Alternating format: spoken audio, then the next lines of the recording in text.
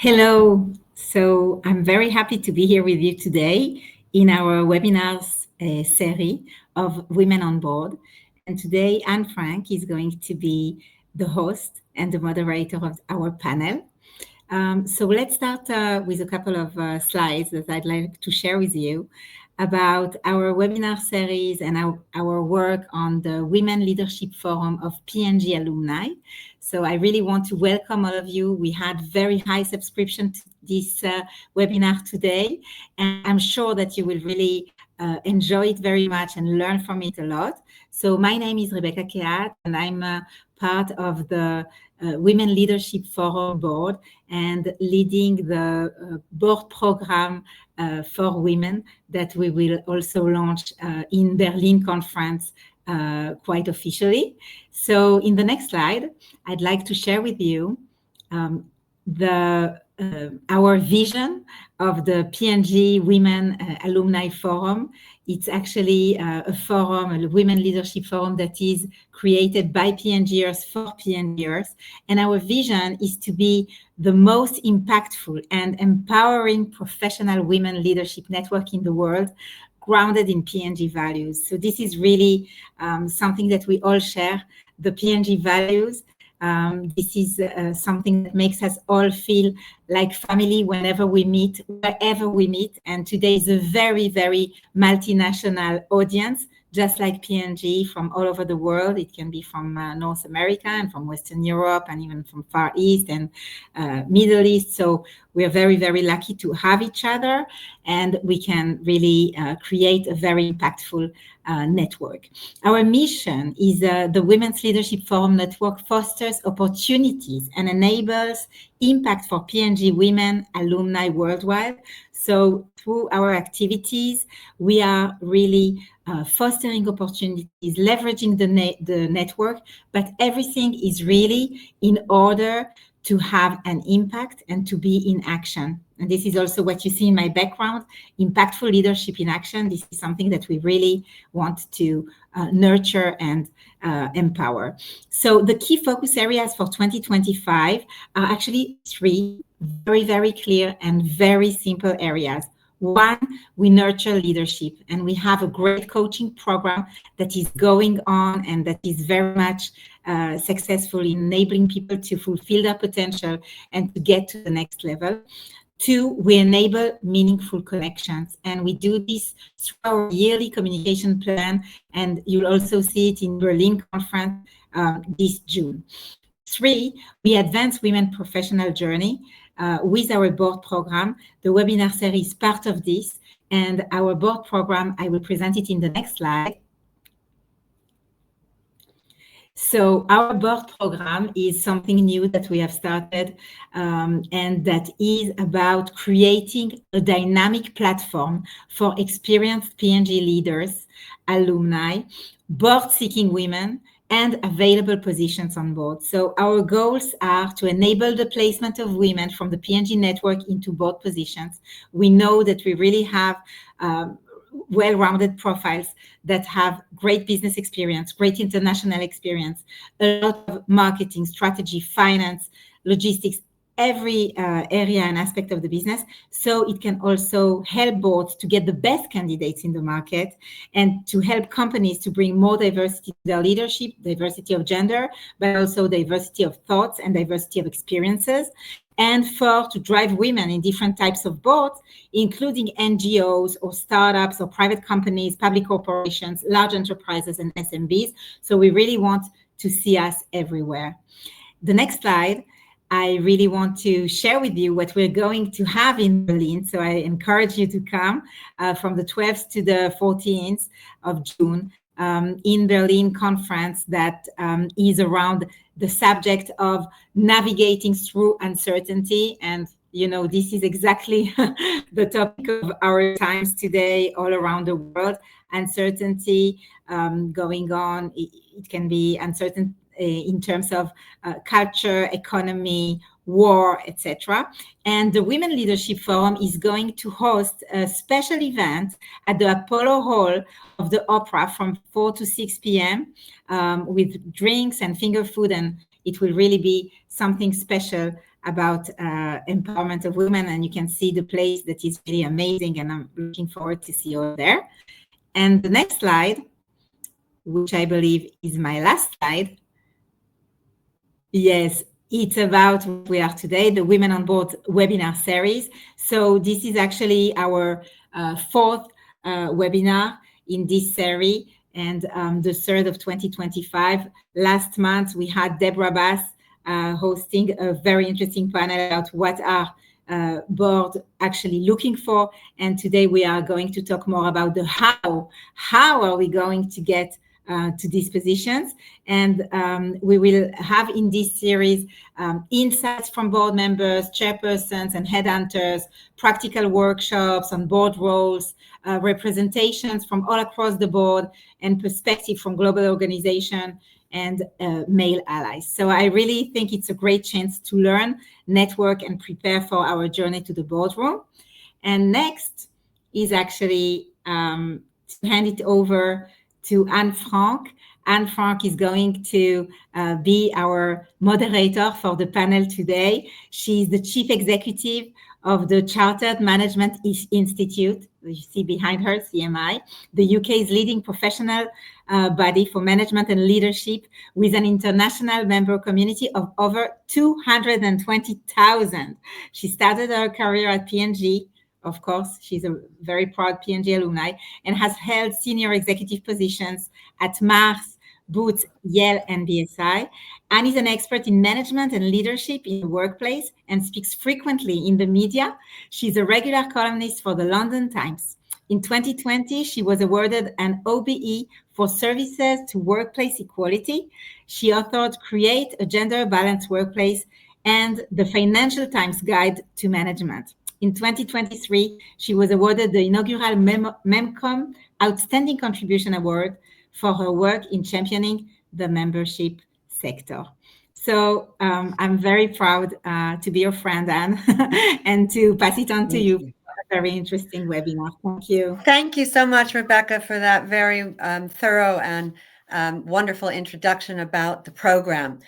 So without further ado, let's get to our wonderful panelists. I'd like to first welcome Ollie Cummings. Ollie is the CEO and founder of leading board search specialist Nurole and the boardroom community NurolePlus. He hosts Enter the Boardroom, which is a top 100 Apple business podcast featuring boardroom leaders.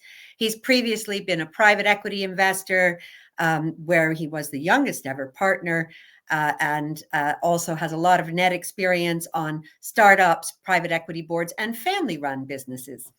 I'd also like to welcome Roisin Donnelly. Roisin spent over 30 years leading marketing and brand building throughout P&G in many different countries and sectors. Most recently, she was Chief Marketing Officer for P&G Northern Europe. Since leaving P&G, she's established a very successful board portfolio. Her current non-executive directorships include NatWest Group, Premier Foods PLC, and the Sage Group. And of course, prior to those, she's had several others. And last but not least, I welcome Francesca Excury. Francesca is a portfolio non-executive director. She has over 30 years experience directing across digital retail, FMCG, and leisure. She is also a senior independent director and the chair of a remunerations committee. Currently, the four boards she sits on include Air France, Henderson High Income, Hafner Energy, and the Association of Investment Companies. So what an incredibly accomplished and experienced panel. Let's get on to that first question, which, as Rebecca said, is let's focus on the how.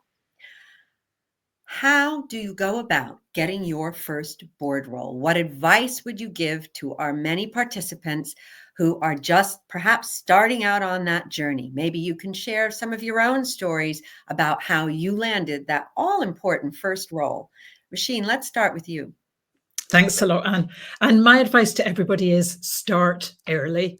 I had a great career in P&G. As Anne said, I was there for over 30 years. I did 15 different assignments, but in that time, I'd never done any job hunting. So when I looked at finding non-exec roles, it was very daunting to go through that process of interviewing for the first time in 30 years. So what I did was I built up board experience. Now, we're not ever going to be on the P&G board unless we're kind of a top of the company. So it's really important to get experience in other boards. And I joined the board of a university, I joined the board of a charity, and then I joined the board and chaired 2 industry boards. And that gave me great experience on what a board was and frankly, what a board wasn't, because you don't have people reporting to you and you need very, very different skills to be a successful board member. So as I was looking to leave P&G, I looked at a board career, and I looked at my first generation of kind of boards was really transition. So they were much more hands-on. I joined 3 companies, and a private equity, kind of a smaller company, and a company that had just IPO'd, different sectors and got different skills. They had 3 things in common. 1, I had great chairs who were my coach. 2, I had skills that those companies needed, and marketing skills, customer skills, digital skills. And 3, they were really great opportunities to get me to experience every part of a board. So sat on audit committees, remuneration committees, wrote terms of reference, wrote strategies and things as well. How did I get my first one? Well, a headhunter called when I was still at P&G, went through an interview process and met people. And what really helped was being passionate about customer, writing a CV that was much more board focused. So people don't always understand our P&G job titles. And the job title that Anne used to describe me was my external title when I was at P&G. P&G didn't have a chief marketing officer. My last title was something that nobody would understand, which was a kind of brand director, brand operations. But I got company permission. That was my external title that I used in industry bodies. But I decided my brand, I did a CV, and I looked really at leveraging my board experience to show that I had relevant understanding and that I could bring those boards something. But a headhunter like Holly, called me, I got into process, got my first one. It's very difficult to get your first one, and then they come along like buses. Once you are a board member, it's much easier to get other kind of similar things. But start small and get experience first of all. And Great advice. Check it for you as well. Yeah. Mm-hmm. That's excellent advice. Thank you. Now, Francesca, how did you start? How did you navigate this challenge? Well, basically, the not to repeat what Rasheen said, the NED CV is crucial. But even more important was to develop a strong nervous system, because this is extremely competitive. There's a huge number of people at this hunting game. Everybody wants to be a NED, brilliant people like the P&G alumni, but you've got the whole of the army, the whole of the public service, the whole of the city, the whole of the tech industry. They're all at it. And some of them, most of them are pretty amazing. So if you've never been rejected in your life, now's the time to build a strong nervous system, because you will be. So that's the first thing. Also, be very clear what the questions you are the answer for, what the board questions you are the answer for, because that is your USP. You need to also demonstrate that you understand the work of non-executive directorship. So if you have some board experience, then you can leverage that understanding. But let's assume you haven't had any. Well, you can still do it, providing you demonstrate that you have a good understanding of what board work is. And there's courses out there, you can pay for it if you want, or you can go to, in the UK, I always tell people to go to the frc.co.uk website, which is like the official corporate governance website. And in their library, there is oodles of documentation that explains it extremely well, very comprehensively, and anything and everything you need to know is there. The other thing that I found was useful was to map your market, just like a normal market entry strategy. I ran companies for a good 11 years in sort of fast growth tech, digital distribution industries. And I could do many things because I had to do many things. However, there's no real necessity in you sort of blasting that out, because with all respects to headhunter, they need to box you in. And so the most important is to figure out what the market needs and where there's traction. So I sort of, I was the answer to things, to companies that were looking for growth in digital distribution, international development, consumer champion, whatever your vertical is, only focus on one thing, and then sort of send the different messages to several headhunters, which is the route I went through as well, and see which one comes back first. And at the time, in 2011, it was very much marketing. But last time I did marketing was in 1996, so I had to sort of mug up a bit on the knowledge. But that's what the market wanted. It was post-financial crisis. Suddenly, people woke up to that they needed board members on the revenue side of business, and marketeers are very well positioned for that. So then I pivoted my message to everybody else, and I repeated it, saying I'm the answer to any business that is seeking to grow their business through having a consumer champion and a digital expert on their boardroom. So you see what I mean? You need to sort of figure out your market, and then you may have to test it. And then once you know, you can double down on it. So really what you've both said is it's a lot of work, and you really need to know yourself and develop some resilience. Now, Ollie, you place over 1,000 board roles a year. How does your community at Nurole achieve success? Yeah, I suppose before I talk briefly about that, I mean, my path into the boardroom was slightly different, and that I started as an investor director, so I got thrown onto boards as part of my day job, and actually often M&A for executives in corporates can create those opportunities. I then went on to investment committees, which actually is a good example. Often people sit on what are effectively boards. They don't realize they are in terms of internal committees. And then one of the businesses I tried to buy as an investor weren't interested in selling, but we maintained a relationship over time. And towards the end of my time as an investor, they actually asked me, it was a family business, and they asked me to join their board because we built a relationship. And I told them they should go and find someone who's much better than me, but they didn't want to, and because they had that trust that we built up over time. So I guess that's a sort of different path into that boardroom. The thing I always sort of tell people when they ask me, how do you go about it? I sort of boil it down to 5 steps, which are reflect, develop, connect, engage, and persist. And I think some of those have already been picked up on. But I always start with the reflect, which is start with why. I think often it's assumed that you want to go into the boardroom. And actually, when you ask people, do you like reading lots of documents? Do you like sitting around having strategic discussions? Some people will turn around and go, oh my God, that sounds awful. No, why would anyone want to do that? Oh, and by the way, you're going to, if you're doing it for a paid role, you're going to be paid significantly less than you'd be paid for an executive job. So this is not something you do for the pay. So I think starting with why is really important. And related to that, I had Tamara Box in episode 106 of Enter the Boardroom had this wonderful way of describing it, figuring out what's your thing. She'd been asked to go on the board role of, I think it was a big global animal charity, and her husband turned around to her and said, is that your thing? And she suddenly realized, no, that's not my thing, and then realized what her things were and went after that instead. And then just being really clear about how much time you have is all part of that reflection process. Then in terms of the development piece, I think the key question, on average, we have 30 applications per role. So these are hyper competitive, and you can assume all 30 of those people could do this role. So the question is, how are you going to stand out? And one of my favorite episodes from Enter the Boardroom was with Terry Duhon in episode 9, where when she first started going for board roles, she said, well, to get a board role, you need a board role. She was told that. And she was like, oh, how does that work? That sounds like a catch-22. And she talks through that episode about how she went about building the components that made her stand out, that transitioned her from being a trader and a sort of risk expert in a bank to sitting on the board of Wise, which is a sort of FTSE 100. And it's a sort of fascinating story, the way she goes about building that expertise. And in her mind, she didn't change much through that journey, but on paper, she'd built something that really helped her stand out as a thought leader. She'd written a book, she'd gone to teach at one of the leading universities in the world, and she'd gone and sat on one of the government boards, CHAPS, the UK payment system. I think you can also getting pro bono experience as part of that de-risks your profile, because it shows people you understand how to operate as a non-executive versus an exec. The third piece, connect, is really all all about maximizing your luck surface area.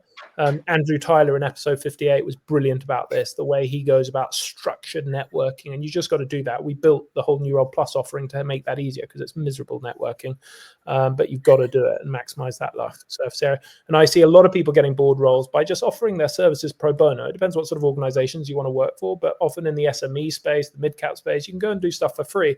Sarah Flanagan actually was started as a consultant and then built up a private equity portfolio on the back of that. So really connecting with as many people as possible. Fourth thing on there is engage. You already heard the start now. Most people think, I'll leave it until I'm close to retirement. That's a mistake. Start now. And getting all the details right. I've heard about, Francesca talked about getting your CV and preparing properly for the interview. And then the last thing is that persist piece. I always refer to Admiral Stockdale, which to P&G would probably be a familiar character, given it was A.G. Lafley who wrote the book with him on Good to Great. And he says, never fix a time. Just know you'll get there. Don't assume a date. And everyone hates rejection. Some people hate it more than others, but being rejected is part of this process. So don't assume when you're being rejected that means you don't belong. Chances are you will be rejected. On average, people are being rejected at least 3 or 4 times for every role they do get. If you're getting to the shortlist interview stages, it's probably just a question of time before you get successful. Yeah, absolutely. Well, very fulsome and wonderful advice from all of you. I think the rejection point is salient. I know Francesca and Rasheen have referred to that. Francesca thought she was getting rejected, but then ran into somebody else who said, no, I got 80 no's before I got a yes. So it is about hanging in there. But many of these board roles aren't advertised anywhere. We can't see them. We don't know where they are. So how do we find them? What steps do we need to take?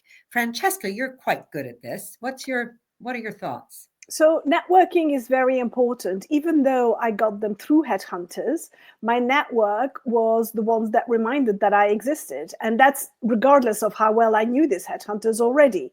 So networking with a NED purpose is essential. Make sure you network in new places, not a safe space like just alumni from P&G. Make sure you branch out and you sort of force yourself to get to know people outside your network, because they are your multiplier. They are also a safe space for you to test your USP. So to make sure that it's well articulated, if you say to people, well, this is what I'm the answer for, if they start frowning, you've got to go back to the drawing board and sort of articulate it a little bit more eloquently. Make sure you sign up to all the Nurole sites, all the newsletter.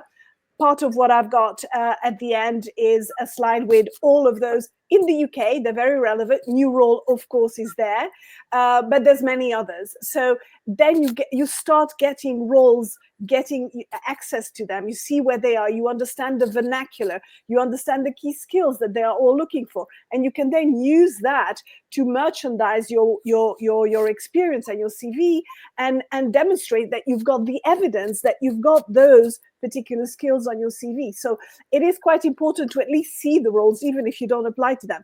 But of course, you need to apply to them to get the rejection starting and to get a lot of feedback through that. LinkedIn is hugely important. 100% of recruiters look at LinkedIn and what you do there. So make sure that your background is 100% complete and that you are connected to all the people that you know, all the recruiters that you have ever met in your life, and then look at who they are and which company they work for and who in those companies actually work on board roles. Make sure that you reach out to those people. And basically, I only connect to people that I have met. But make sure that everybody I know is connected to me, because it is work. And then you need to start publish thought pieces, forward helpful articles. These all build your digital footprint and send a reminder, very handily. The algorithm sends a reminder to the people you're connected with. And hunting in packs, it is a bit strange, but to develop, I found that worked for me, which is to get together with a group of people, like the people on this network, but certainly Rasheen and I and Anne, we belong to WACL, which is Women in Advertising and Communication Leadership. And there I've set up a network with the help of wonderful committee members where everybody sends me the roles that they have received and they don't want. And then I spread them out to the network. You see what I mean? So there is this basically sharing the energies and at least have exposure to these roles so that you can then decide whether you apply for them or not. But in the meantime, you learn the vernacular and you learn the key skills and you refine your positioning. Yeah, that's excellent advice. Rasheen, how did you find out about the board roles and what's your advice there? Yeah, brilliant advice from Francesca. I think the roles that are advertised are getting hundreds of applicants. So there are places that just consolidate roles that are in the public domain, like Women on Boards in the UK, just looks at everything that's published. Roles on LinkedIn are getting 500 applicants. So it's really important to go to the roles that aren't advertised. And two things I did was kind of network with purpose with people I knew, people like me, people who were on boards, people I knew from P&G, people I knew from my charity board and other boards, and just told them I'm looking, drank a lot of coffee, had one-on-ones, talked to them. I also got introduced to headhunters, and there are specialist board practices. There aren't that many of them. They're there in every country. They're quite often completely different people from working in execs, although some people do verticals. And it's much better to be introduced by somebody who's an existing board member or someone they know, or even better, somebody who's an existing board member who gives them work because they use them. Because if you just mail in your CV, you'll go in their search engine, they might not see you. If you can be introduced, if you can sit opposite them and have coffee and do your brand pitch, they will remember you and you'll be top of mind. The fees, we've mentioned the fees are not huge. The fees that headhunters are getting for placing NEDs are relatively small compared to what they're getting from placing a CEO. So their commission's not great. So they're a little bit lazy and you've got to be top of mind. Now, P&G is great at advertising, but think about yourself as a brand and how do you advertise yourself, both in terms of reach, frequency, and top of mind. What's your story? And the best thing that can help you are people sponsoring you, people advocating you, people opening that door. Yeah, so that's a really good lead into you, Ollie, because one of the premises you founded Nurole on was people introduced people to your network, which is now quite large. But how, you do have a number of listed board roles. Tell us about some of your thinking behind those. Yeah, I mean, I think, a lot of the points Rasheen and Francesca have made, I completely agree with. I suppose I'd split it in your thinking, given on the topic of marketing, between your inbound and your outbound efforts. And in terms of your outbound efforts, there's a little bit of a question of the return on time invested. If you've got unlimited time, then you go spend that time, you meet with the headhunters. As Rasheen said, most, we are the largest player certainly in the UK by some distance. A big headhunter board practice might have 2 or 3 partners doing board roles. They might do 20 a year. So they're doing like maybe 40, 60 board roles a year. They're just not interested in talking to candidates. To be honest, they could fill them with their eyes shut. So your return on that time invested is likely to be quite low. But if you've got unlimited time, that's okay.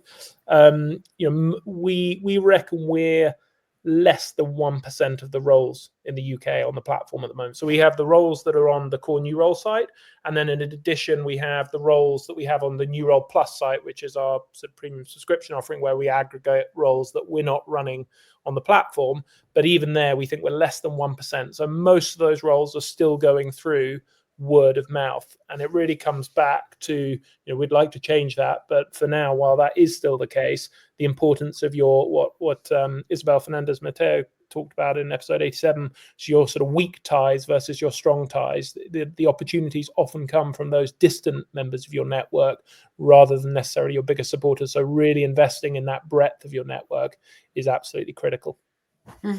Well, Francesca, you mentioned that too. Get yourself out of your comfort zone. Don't just talk to the P&G alums. But Ollie, there's so many different kinds of boards. In fact, all of you sit on many different kinds of boards. There's public, private, third sector. We heard from Rasheen that she started on some university and charity boards and worked her way up. Can you talk us through a little bit what's the the typology of board roles, and what advice would you give people as to how to look at those differences? Yeah, we run this course as part of this pathway program we offer, where people get asked a series of questions, and we bucket the types of roles into A, B, or C. And depending on your responses to those questions, you're sort of encouraged to go down sort of A path, B path, or C path. And kind of under A path, it'll be typically unpaid board roles, which are the least competitive. So things like industry associations, sports bodies, schools, academies, and smaller universities, smaller charities where they got less than 5 million of turnover, public sector committees and panels, housing associations, smaller ones, and some NHS roles and the health service. And then the next rung up is where they're slightly better paid, or slightly more prestigious if they're in the pro bono space. So it might be things like non-departmental public bodies, bigger NHS trusts, pension trusts, building societies, local enterprise partnerships, larger charities, subsidiaries of FTSE organizations or sort of AIM-listed businesses, as well as sort of private and investor-backed in the sort of mid and small cap, as well as the VC end of the spectrum. And then at the most competitive end of the spectrum, you have the Fortune 500, FTSE 100, 250 type organizations, the large private companies, both family and private equity owned. I mean, interestingly, those family businesses are the most competitive. People seem, certainly on our platform, most engaged by those. And then the large and high profile government bodies, so something like the BBC, where it's a sort of highly prestigious role. In terms of some of the differences, besides pay and the level of competition, I would say, key differences relate to the amount of time commitment. Like a day on an NHS trust board is like they think of days in terms of 24 hours as opposed to 8-hour working days. So like it's completely different. Sorry, I just seen Francesca's spilled her coffee. The level of scrutiny and the nature of work involved, as well as the typical size of board. So typically the smaller organizations, the charities, SMEs, you get much more involved as an executive. You roll your sleeves up. You can almost get sucked into an executive role. Big university boards, you can have 15, 20 people around the table, whereas in a private equity board, you'll probably never have more than 2 or 3 independent non-execs. Public and third sector are typically more governance oriented, and when that's done badly, that means box ticking, while investor-backed businesses are typically more action-oriented. The government and NHS are hugely complex organizations that I think require a lot of patience. There was a wonderful episode with Anand Aital, who's the lead independent director at the Cabinet Office in the UK, in episode 59, who, I've always wondered why anyone would do one of those roles, but actually listening to him talking about that, was truly inspiring. And you could see, both the challenge and the sort of the personal satisfaction in doing something like that. Family and founder-owned businesses are unique beasts, in my experience, certainly, where you can end up being as much a therapist as a non-executive, which again can be both rewarding and frustrating. It's also worth considering in that mix advisory board roles, which I think actually have all the best bits of the board without the worst bits, which are the fiduciary responsibilities that you carry the same sort of risk as the executive, even though you're not involved full time. So it's also worth looking through that dimension as well. Well, a huge overview there and lots of opportunity. Rasheen, you've had a lot of these different experiences. What are your observations about some of the differences, especially with regard to the how and what to expect? Yeah, I mean, I think that there's a huge difference in culture and purpose between PE and public boards. And I've done a PE. I was involved in a UK kind of health and beauty retailer, which I was involved in the deal buying it, worked for 3 years with them, doing strategy, recruiting the people, putting everything in place. And it was very fast moving. I learned a huge amount, but it was also very short term. And it was all rolling up your sleeves to an incredible level. When COVID came along, they were threatening to call the stores. I had to call every government minister I knew and look at cash flow on a kind of daily basis as well. So hugely fast moving, very time consuming, but not something that had a great sense of purpose. To me, where I found my space is I'm currently on 3 big public boards. And the great thing about big public boards is they've got a lot of resource, a lot of organisation is what we're used to in P&G, but a really good focus on purpose and culture. UK boards are responsible for the culture, making sure the culture is alive and kicking the company. UK boards are also responsible for making sure that you're accountable not just for the shareholder who you represent, looking at the long term, but also for colleagues, for customers, for stakeholders and for the community. So to me, it's just a much richer experience. You have to have the right strategy, you have to have the right talent, you have to have the right purpose, and you're looking at the long term constantly. So to me, that's been the best fit. I mean, it is ironic that kind of, public boards are very like not-for-profit in the way they operate. And when I've worked in a private company, when I've worked in PE, they were much more kind of short-term, great learning experience, but a very different kind of culture. Okay, and Francesca, you also have had a variety of experiences. How would you classify the differences and any similarities? So, I agree with both Ollie and Rashid. There are different types of animals, and they fit different purposes. But if you want a portfolio career, I would, my approach is different, is to mainly diversify very much in terms of the beast that I play with. So I've got Air France, which is a massive, it's the French airline. And then I've got an investment trust, which is kind of mid-scale. Then I've got negative EBITDA, but listed a decarbonization business in France. So that is like a roller coaster environment. And then I've got a membership association, a bit like the CMI, but for investment trust. So it's very different conversations. And I always remember one of our members, Stevie Springs, said, the ideal portfolio, if you have 5, you have 1 for status, 1 for money, 1 to give back, 1 to learn, and 1 for fun. And so, I've yet to, I've been at this for 14 years, but I've yet to be able to do this portfolio. But, it is worth looking at it. The one company that neither of you mentioned is the pre-IPO. And that is a very special beast. And I've done 4 of those, and it's not for the faint-hearted, but it is very interesting because often when you do your due diligence, you always have very out-of-date information, and in private company, you have 0 information. And so how do you do your due diligence? But at pre-IPO, it's the only time in the life of the company where you have access to the most up-to-date, perfect, and most complete and most robust set of information. So you can really do your due diligence very, very, very good, very well. So that is a very interesting experience. What then you have, trying to migrate this private entrepreneur environment mindset into corporate governance with regulation and reporting, and and there's a lot of friction at that level. And I quite enjoy the transition and working with leadership teams on that. So that is one type of company that you guys haven't mentioned, but I thought. So another opportunity out there. So very rich landscape, lots of different opportunities. But of course, we've heard from both Rasheen and Francesca and Ollie that you started looking when you were executives.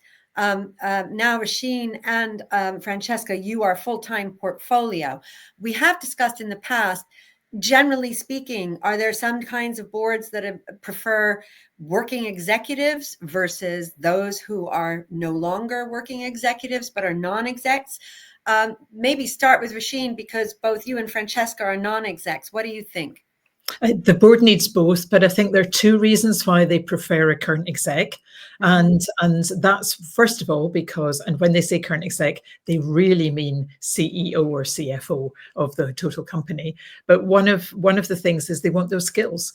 As P&G, we have got strange titles, strange departments, try explaining what you do in kind of IT or IDS, or in finance, you're only doing part of the job and not the kind of whole end to end.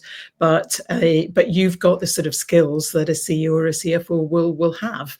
We don't have strategy teams in P&G. You've all led strategy in your department. We have relatively lean people teams. My bank board has got over 1,000 people in the HR function, and we never had that in P&G. And so your people leaders, your organization leaders, your transformational leaders. So really look at what are the CEO and the CFO skills that you have developed in P&G, and really make sure that's clear on your CV. You don't put yourself in a box of the category you've worked in and the function you've worked in, because you're much bigger and broader than that. I think the second reason that people are looking for current execs is they think they're relevant. So we're in a really fast changing world. They say change has never been this fast, but it will never be this slow again. So you need to keep up to speed. So I left P&G 8 years ago. Kind of at that point, I was doing a lot of digital. I was doing e-commerce. I was doing digital marketing. I sat on a Meta board and did top to tops with Google all the time.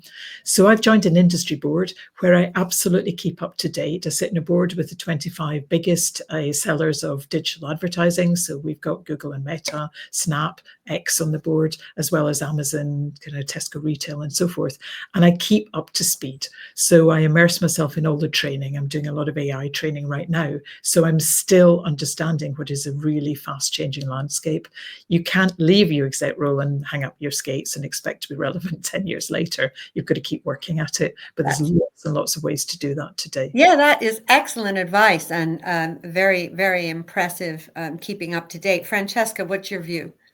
So I completely agree with Rasheen. You know, once you leave a company where you no longer have an HR department to make sure that you've got training lined up for you, you know, it is your personal responsibility to keep up to date and make sure that you understand what you need to be doing, both in, you know, it's a T-shaped thing, both at that level, which is in the general management and all the new trends like AI, and your vertical, which is marketing or HR or CFO or whatever.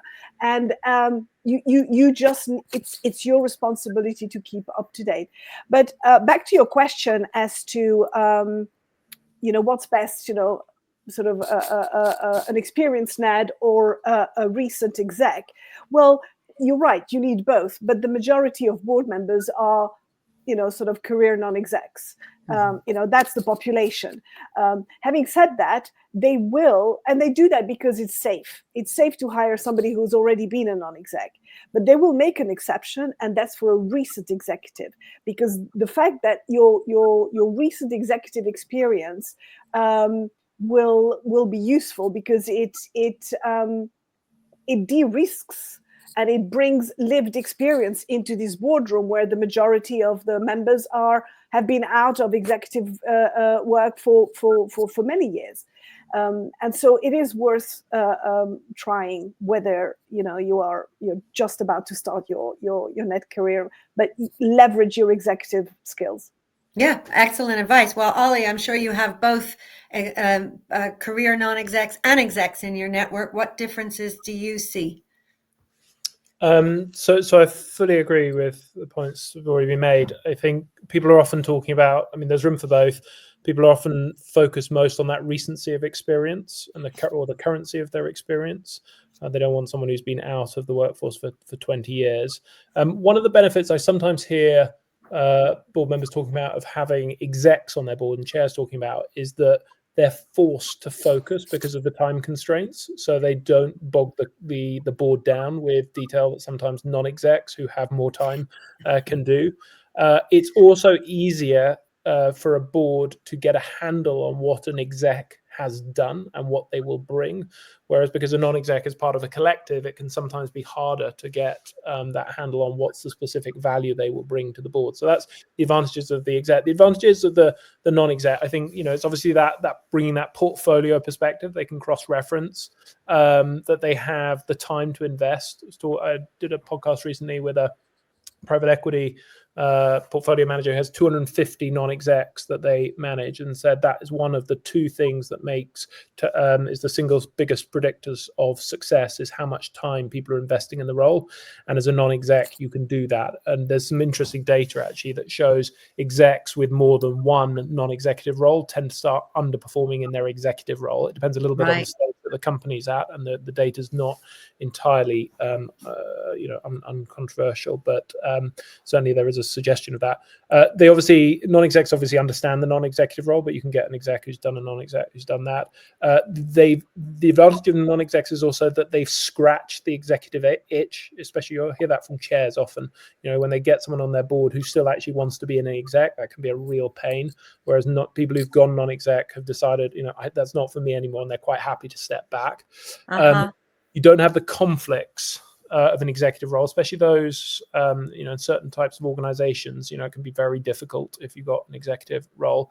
And then, as I touched on, you don't have the distraction of an executive job. You can really invest that time. Sure. Well, that experience, we had that last week, the noses in, fingers off. Yes. Yeah, so you don't want people scratching their executive itch. So my last question, and this will be a little bit of a rapid fire because I know we'll have lots of questions for you all, and I want to give our audience time. Once you're on the board, what makes a good board member? So could you give us just briefly your rapid fire top tips? And Ollie, I'm going to start with you. So I have two elements to this. The first is do no evil. And that sounds like a low bar, but the sad reality is most fail to hit this board. Most boards are dysfunctional and are not only not adding value, they're being destructive. So that's your first goal. If you want to aspire a bit higher than that, it's about driving two things, performance and conformance. On the performance side, this wonderful thing with Lisa Gordon in our live podcast the other week, where her advice was ask questions like Michael Parkinson, not Jonathan Ross. So really ask questions to really understand the problem rather than tee up your response. Build and maintain the wisdom and expertise but also have the ability to apply that to new situations. Providing the support and the challenge. Most people spend too much time on the challenge and forget about the support. Understanding less is more, something I always fail to do, but listen more than you speak. Someone who invests the time, going back to my point earlier from that private equity portfolio, people who make their network readily available, people who are humble and selfless where it's not about them, people who are very good at seeing the wood from the trees, so able to step back. People who understand what the executive needs, sitting back and asking that question, okay, what would be most valuable for you to get out of this session? People so this is becoming a very challenging list. It's not an easy role, and I mean, I'm almost finished. I think the sort of two other things on that performance side are just being proactive. Don't wait to be asked. Too many board members sit there and wait to be asked. And then the other thing is making sure the board runs well. Too many people assume that's the role of the chair, but actually as a non-exec, you can play a really important role. And then on the conformance side, I think it's being light touch, that it's trust but verifies and leverages what's already there. There are lots of non-execs who go and ask for a whole load of stuff that isn't already there. Okay, super. Thank you. Francesca, your top tips, please. Okay, so, building on Ollie, ask good questions, ask killer questions. That is what will make you a really good NED. You need to be intellectually agile, socially savvy. You need to be curious, interesting, and have independence of thoughts. And remember, it's chemistry. It's a team sport. So, you are signing up to 6 to 9 years. So it's a bit like marriage. You need to make sure that you respect the people sitting around that table, because otherwise it's really painful. Great. Thank you, Francesca. And Rasheen, to finish us off, your top tips. Only two things I'd add, because we've got a great list already. One is diversity of thought. If the board all agrees, it's adding no value at all. And so you really need to bring diversity of thought, which means you've got to understand, you've got to read, you've got to learn, you've got to bring your external thing.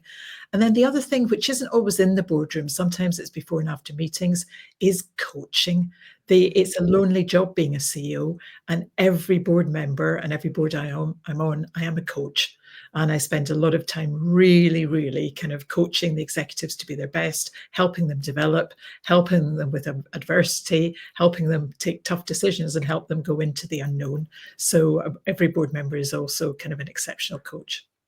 Well, that's an amazing array of advice, and the amount and quality of practical information on this webinar is truly astounding. And it's wonderful that it's recorded, because I know we'll all want to be looking at it and listening to it to make sure we extract the maximum value. But we have questions. And our first is from Lisa. She says, do you have any top tips on how to adapt a career resume for board roles? Or are they the same? Now, we already know they're not. Rasheen, you addressed that. Maybe I'll field that one first to you. No, a board CV typically has got two sections. One is your board experience, and then the other one's your executive or your broader experience. And board experience has got to be kind of things that are relevant to the board, running the strategy, running the P&L, looking at change, looking at M&A, the different things. Ideally, they're from boards. You know, as Ollie said, you can mentor startups, you can get involved in different things, but they've got to be board skills. And that's the toughest one when you start with. That's relatively thin. And then I do a different CV for every role. It's got to be, you're the perfect fit for this role. And I learned that. I had my CV, I had my board CV, and then I was sitting in an interview with a headhunter, and I didn't even recognize my CV. I'm busy looking at it. And she just put down all my health experiences because it was a healthcare role. I mean, there were lots of things I'd done and over my career, but that's all it was. And so whenever you're up for a job, then absolutely tailor your CV so you are the perfect candidate for that role. And whether you're dealing with a professional at Ollie or a bot on LinkedIn, make sure that you are coming top. It's perfect. Okay, match. That's great advice. Ollie, I have to ask you, your view on this. Can we just feed our CV into AI and say, do me a board CV, or would you suss that one out? So I probably wouldn't, but the team would. They definitely are spotting that, which is interesting. Ultimately, you know, in my mind, this is a marketing document, and you know, people are spending alarmingly little time reading it, you know, a chair or a board member. And so it's a little bit like if you're creating a web page or any other marketing document, you know, you've got to get the key points up first, point evidence analysis, like what do you bring, what evidence have you got that you bring that, and how is that relevant to the organization that you're applying for? So I think it's easy to sort of turn a board CV into a dark art that requires sort of, you know, snake oil or whatever to solve it. But I think it's really quite simple. Mm-hmm. Okay, thank you. Now, Francesca, the question here is from Emmanuel. I'd like to direct it to you. What are the most common misconceptions aspiring NEDs have about the recruitment process? Well, when I was an executive, I've only ever applied to roles I could get. Here, you're gonna have a lot of rejections, and you know, I mentioned it at the beginning. It is hugely important that you develop a really thick skin, and you know, you get rejected, and you need to demand from the recruiter or whoever replies to you to give you some feedback you can do something about. Now, I have to say, I have. I was telling that I was getting so many rejections that I was just really finding it very painful. It took me 25 rejections before I got the first non-executive role. And I only mentioned this because I then asked this other woman who has the most amazing portfolio. And she says, oh, that's nothing. I had like 80 plus rejections. So I'm like, oh, well, that's pretty cool. You know, and it's very competitive. And then when I go back and check, like, who got that role? And they're awesome. You know, so what are you going to do? You just have to keep applying. Don't take it personally. See if you can get sub element that you can use to your benefit to be able to pivot your USP or to reorder some of the points that you have on your CV to your benefit. You know, just use the process to learn and to develop your proposition. Sure. And Rasheen, you mentioned earlier that one of the misconceptions is this is easy. Is that a misconception that you think is too widespread? Absolutely. And people think they're looking for one skill. Every board's looking for a generalist, no matter what it says on the description, that you've got to be an overall board member and good at everything. So don't just focus on one thing. Yes, the T's a great one. And then what other things are they going to need in the next couple of years that are not even on the spec? So one misconception is, you know, you tick all the boxes, you should be a shoo-in. What else have you got that they don't know they need yet? Yeah. And Ollie, I'm sure you deal with members who, like Francesca's stories, have had multiple rejections. What are they getting wrong in the recruitment process? What advice would you give? So I suppose there are a couple of, I mean, sometimes we get people assuming it's AI, which, I wish we had more AI, but there's less AI than people think. And anyway, I suspect the strategy, as we saw with sort of Google search words, is it's better to create for a human because AI will catch up anyway. There's no point in trying to word stuff. I think people often fail to understand the difference between the fact that they can do the role and that there are other better people out there than them. Just because they can do the role doesn't mean they're the best person for the role. And then the other assumption that you sometimes see is people assume the recruitment process is flawed because they're brilliant, therefore the process must be wrong. And I would say the sort of strongest candidates actually do the opposite. They assume they haven't got something and they're looking to learn from the process. So that's, I would say, quite a common assumption. Great, thank you. A question from Helen. How feasible is it to do a NED role when you're still in a busy corporate job? Do you see people struggling with this? Ollie, you mentioned you had some data on this about execs and board roles. Remind us what that was. Yeah, I mean, there's a whole conversation on this in the NurolePlus community. I think the answer is it depends from the research I've read. If you're an executive of a company that's going through a major restructuring or an M&A process, you probably don't need the distraction of a non-exec role.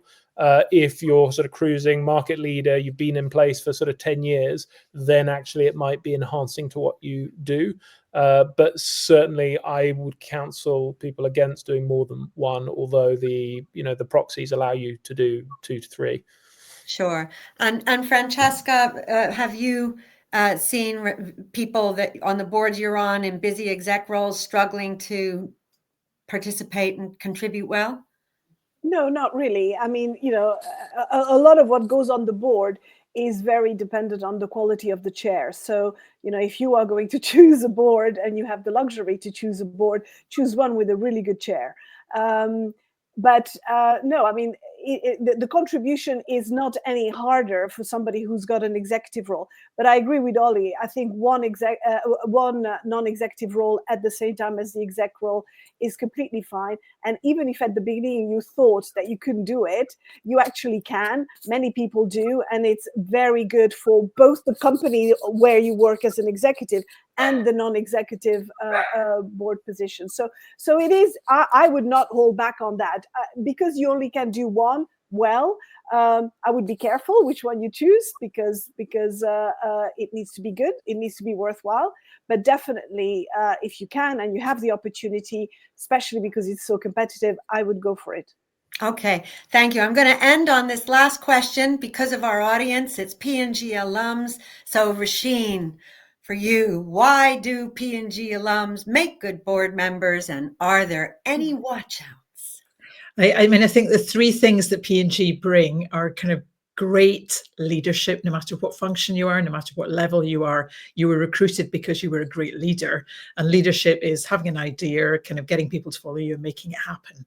And every P&G person kind of passed that test to get in and passed that test kind of every year to stay in. So great leadership. Great strategic thinking. So we measure thinking. We don't have a strategy department, as I said earlier. You are great strategic thinkers. And thirdly, you're great people leaders. You've developed people. You've kind of trained people. You've coached people. You're working up and down organization. And there are 3 fantastic skills that you can bring to any board. I think the watch out, I mean, for me, the big watch out was I was a P&G lifer. I didn't have that breadth of experience, and working in other boards has given me huge breadth of experience. So don't wait too long, and don't expect not to sell yourself that the P&G name is both a positive and it's a negative. People know you're smart, you're strategic, you're a leader, but they're also looking for more. Okay, well, that's fabulous advice. Thank you to all of you. Now, I know that Francesca and Ollie, you have resources, very practical resources to share with our community, and I'd like to give you just a couple of moments to do that before we close. So I'm going to hand to Ollie first to take us through, and he'll hand to Francesca. So I think this is going to be available to people afterwards, but very quickly, there are a couple of things that you can do from the Nurole platform free. So one is start following the Enter the Boardroom podcast, not because of me, but because of the amazing guests we're lucky enough to get, which have included people like Anne. The second is to register on the Nurole platform, where you can get access to those board roles. And then the sort of two sort of paid offerings that we have is the NurolePlus community, which makes a lot of the networking, the learning much easier. We have these pathway programs helping people get their first board role, as well as those who've got their first board role build out their portfolio. And then the other interesting newer thing that we started doing are these pop-up boards, which you can host as an executive to deal with a challenge you're facing. But it's a wonderful way to get experience of a board and see how other board members operate, and also start to build that network with them. Brilliant. And a couple of those first two are absolutely free for our alumni community. So please do take advantage of them. The paid offers are excellent as well. Francesca, over to you. Yes, for me, it's a laundry list of websites and where you can sign up for either newsletters, or you can go and consult your their jobs board. You know, some of it is paid, some of it is not paid, some of it is government public appointments, some of them are for trustee, non-for-profit. But the point is, have a look, see what floats your boat. You know, once you start getting them into your inbox, you will feel just a lot better, because you're no longer wondering, where are these roles? At least you've got some that you can look at and consider. So, you know, all these are free to consult and to apply. Make sure that when you have to load up your profile, just take care. Make sure that, you know, it's a bit like the more you put in, the more you get out. So sort of try to be as complete, and it may take some time, but it's completely worth it, because then the algorithm will serve up the much more relevant propositions. So thank you, all of you again. These are fabulous resources. They will be circulated along with the recording of this incredibly practical, rich session. A huge thank you to all of my panel members and everybody who joined us. And I would love to hand back to Rebecca, who's going to close us off for today. Rebecca. Oh, Rebecca is on mute. Oh, so I was thanking you all. That was really fabulous and very, very interesting. I'm sure everyone learned a lot. I learned a lot. I really thank you, Anne, for leading it, Rasheen, Ollie, and Francesca for your insights. I also want to thank Luann Eckert. She's the chairman of the Women Leadership Forum board, and we are very thankful for her support and encouragement in doing all those initiatives. So we will see you all in Berlin, and stay tuned. You have a lot of resources that are very useful, and links that you see here in the comments, and that we will share also in the recording and the follow-up email. Thank you so much. Brilliant. Thank you, everyone.